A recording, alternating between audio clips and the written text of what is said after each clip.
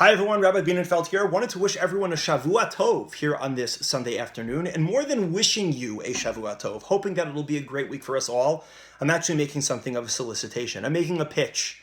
I'm making a pitch that we, collectively, our Kehila, ensure that this actually be a Shavua Tov. How is it that we can ensure that we have a Shavua Tov? Well, one thing that we can do is we can make sure that we are reaching out to HaKadosh Baruch Hu and asking for his divine assistance in doing so. And that really is the point of this conversation and really the point of this video. I am more than a little bit concerned about where we stand in terms of our morning minyan really specifically. And I know that there are considerations that many of us have, and I would like to try to address at least some of those considerations here on this short clip.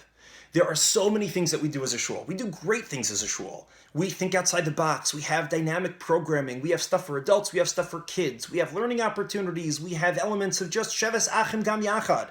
Opportunities to cling together, to stick together, to be together as a kehila. A little bit more virtually and more remotely now perhaps, but still the love is there and I hope that we feel it. There are restaurants that are brought in and there are food opportunities and there are all kinds of great things that we do as a kehila. First and foremost, the bread and butter of any shul, the thing that gives any group the right to really call themselves in the first place a shul, is that you have minyan. And if you don't have minyan, you might do wonderful things. You could be a beis medrash, and you could be an adult education hub, or you could be a kids education hub. You could be a JCC, you could be a center, you could be a hub for programming and for activities. All good, wonderful things. Hopefully, our Kehila feels very strongly about being a shul. And being a shul, again, means first and foremost that you have a minyan. That you get together as a group, beseeching HaKadosh Baruch Hu's mercy and intervention. So I have some very pointed questions that I hope will make us all a little bit uncomfortable, whether it means feeling a little bit uncomfortable and doubling down and recommitting to coming to minyan, or perhaps, and hopefully, increasing participation and increasing commitment to minyan in the morning. I want to be clear also that I'm trying to reach out to everybody. I'm trying to reach out to men, women, and children here, because as much as we need those males over the age of 13 to be able to actually make the minyan, it is clear, certainly clear to me in my house, that if minyan is not a family value, it's an impossibility for any individual. There is a tremendous amount of mesiras nefesh that my wife and that my children give up so that I can go and be part of the minyan, so that I can go and daven and channel that divine assistance into our family. This is something that we need everybody to be on board with. And so here are my 5 tough questions. First and foremost, that I already alluded to. Tough question number 1, do you feel like you need divine assistance in your life? I think one of the chief reasons why we don't come to minyan is not necessarily out of laziness or out of boredom, or is because we just feel like sleeping in a gluttonous sort of fashion. I think it's because we're busy. It's because we have a lot of things going on. Sometimes it's a matter of getting the kids up and out, and it's a matter of helping take care of things at home, especially now when we're all cooped up and we're all at home together and ensuring that the family is running smoothly. There are professional concerns, absolutely. And I want to be clear, to be sure, very often these are reasons on occasion to miss a minyan. Sometimes we go through those stages of life when we can't necessarily be at every minyan because there is some sort of crisis or pseudo-crisis or mini-crisis that's taking place at home, absolutely. But habitually, on a regular basis, are we people who are making the statement that we have need for divine assistance? Or are we people who are making the statement that, you know what, I got this on my own? As long as I'm able to be home, and as long as I'm able to sort of take care of things and manage the system, then I'll be fine. Then I don't need hashgacha pratis. Then I don't need HaKadosh Baruch Hu to really interact in my life because I got it. If I'm at home, then I'll be able to sort of help, man the system, and everything will be okay, and I'll be able to cool things down, and I'll be able to then get off to work exactly on time, and everything will be perfect. If habitually we are staying home, then what we're effectively saying is that we don't have the need for HaKadosh Baruch Hu to step in our place and in our absence. It's a bit paradoxical, but sometimes by saying that we're not quite as critical as we think, Hashem, you're critical, that's when we actually become that much more successful because now we have Hashem on our side. Chavetz Chaim says at the end of Shmiras Halashon that as much as everybody has an obligation to daven, even b'yechidus, even if for whatever reason you can't make it to a minyan, in terms of getting our tefillos accepted, minyan is where it's at. When we combine with other Jews and we have our soul bound up with other souls, all reaching out to HaKadosh Baruch Hu, that's when our tefillos are actually answered. By not going to Minyan, am I effectively making the statement that, you know what, Hashem, really it's okay, I got it? By going to Minyan, do we recognize that we're making the statement that, Hashem, there's no amount of hishtadlus that I can do on my own. Without your assistance, without your stepping in, without your presence in my home, it's just not going to work. Tough question number 2. Are you proud of the fact that you belong to a shul that has a minyan? Or is this something that maybe you're indifferent about, that for whatever reason you don't mind? But if you are proud, if that's something that you like to boast, if when people ask you about Cherry Hill, whether it's they're thinking about moving to Cherry Hill, can you tell me something about the community?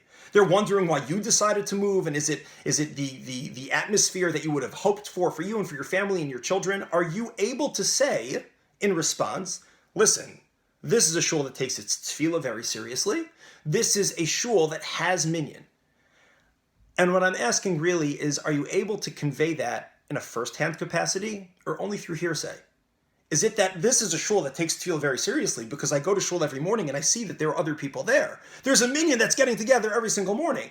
Or is it more that I'm pretty sure they have a minyan every morning because I read about it in the newsletter, and I know that there was an announcement made, and I know that on the WhatsApp group they had trouble making minyan a couple of times over the course of the past week. That must mean that ordinarily they have a minyan.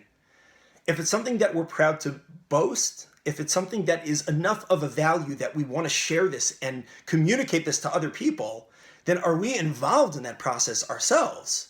Is minyan happening because of us? Or is it maybe, I'm pretty sure is happening in spite of us? Difficult question number 3. Do you consider yourself to be a responsible person? Do you consider yourself to have a work ethic? Are these the kinds of things that you may even convey to your children and your grandchildren? You want to make something yourself, you want to make something in your life, you got to be responsible.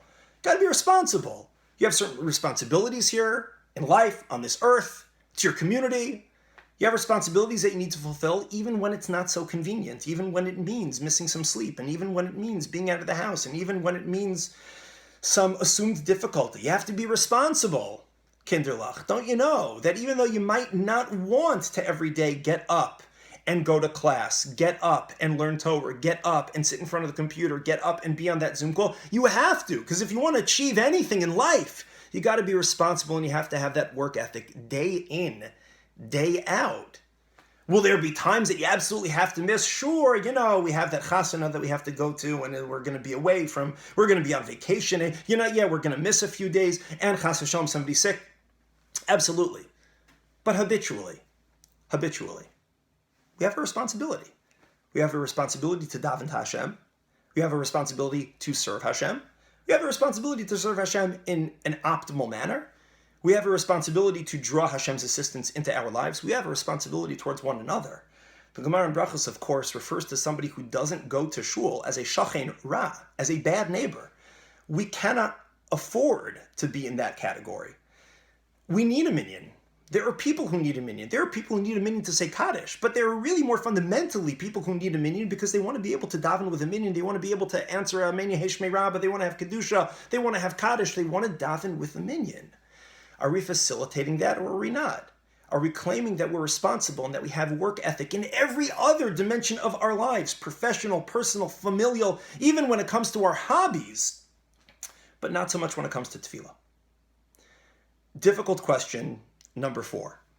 For many, completely understandably, and I mean this seriously, you might not be in a position to really leave the house yet. You might consider yourself, and especially in concert with your physicians and conversations with your doctors, that it's just not appropriate to put yourself in the sort of environment where you're even 10 feet apart from another person, both wearing masks and both being outdoors. And that is understandable. But is it consistent? Is it consistent? If that is your concern, and it may well be your concern, make sure you're not on the lines at ShopRite. Make sure you're not on the lines at Target. Let's be honest with ourselves, as much as these are critical or necessary services, the fact of the matter is we could all survive on whatever rice and beans we order from Amazon. And if we're really speaking about pikuach nefesh, then let's make sure that we are being consistent and following through, and that we are avoiding crowds at absolutely all cost. There's no reason to go to Home Depot. And there's really no reason to go to a supermarket in terms of our strict survival. If there's a need to ensure that groceries are coming into the home, the community can take care of it, and there's so much that we can do online. So is it consistent? Is it consistent? Is Minyan the one area that's being sacrificed because of a need and because of a concern of health? And yet in other areas, when it comes to other activities and other engagements, somehow or another, those are considered to be more critical services than the services of getting together for a minyan. Difficult question number 5. Is 20 minutes too much Mesiras Nefesh? 20 minutes, maybe 30 minutes. There's been a lot of talk about the fact that, yes, our schedules have changed somewhat, that the reality is we don't need to get up as early as we used to do. Could be that we could stave off minyan for another 15 minutes, maybe even another half hour, maybe even a 7:15 start. The fact of the matter is we are a small shul.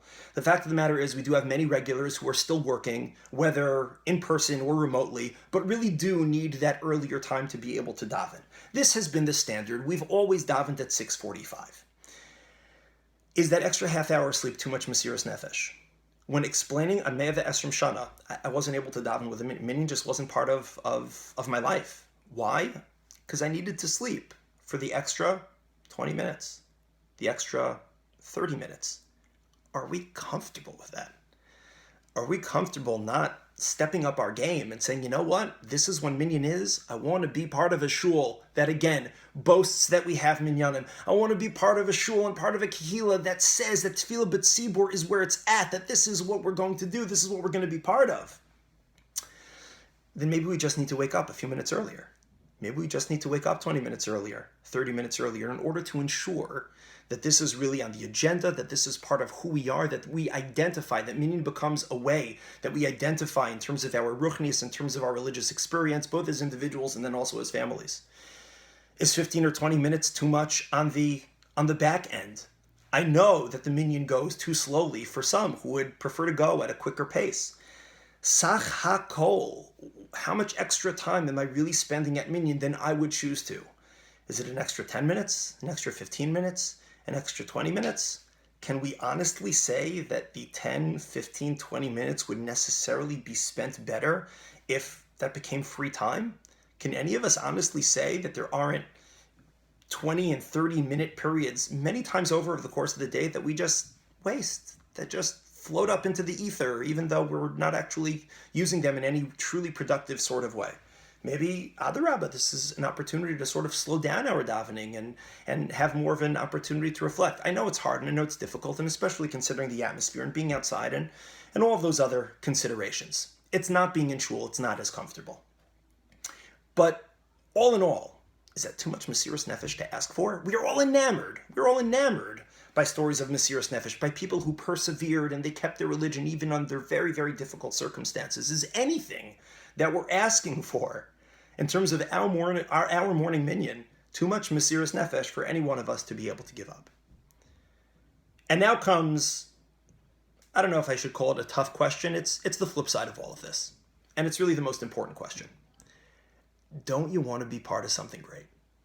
We have an opportunity here in little old Cherry Hill to do something that cannot be achieved in larger communities, cannot be achieved in New York, and cannot be achieved in Teaneck, and cannot be achieved in any larger community. It is not the case that we have minyanim meeting every half hour. It's not the case that for every small little niche, there's another organization, there's another shul, and there's another opportunity, there's another minyan exactly suited to me. It's not the case. But the flip side of all of it is, look what we have the opportunity to do. We have the opportunity to build something. We have the opportunity to be part of something special. We have the opportunity, when asked, how important was tefillah to you? How important was minyan to you? How important was channeling siyata dishmaya to you? You could say, are you kidding me? How important was it? I built it. I made it happen. And I can genuinely, legitimately say that without me at this extraordinary time, at this extraordinary stage in our developing kehillah, I can honestly say without me, it wouldn't have happened. And because of me, and because of my perseverance, and because of my commitment, and because I rubbed that sleep from my eyes earlier than I really wanted to, I was able to make it happen. I think that's the most important question that we have to answer. Don't we want to be part of something great? We have an incredible opportunity here. On the one hand, how frustrating that the minyan relies upon me, on the one hand. On the other hand, the reality that the minyan relies upon me is the greatest of opportunities. So Mirza Hashem, I'm looking forward to a Shavua Tov. I'm looking forward to a really good week, and I thank everybody in advance for redoubling your efforts, men, women, and children, recommitting to the value of minyan in our home and our kahila. Looking forward to Mirza Hashem to seeing you there.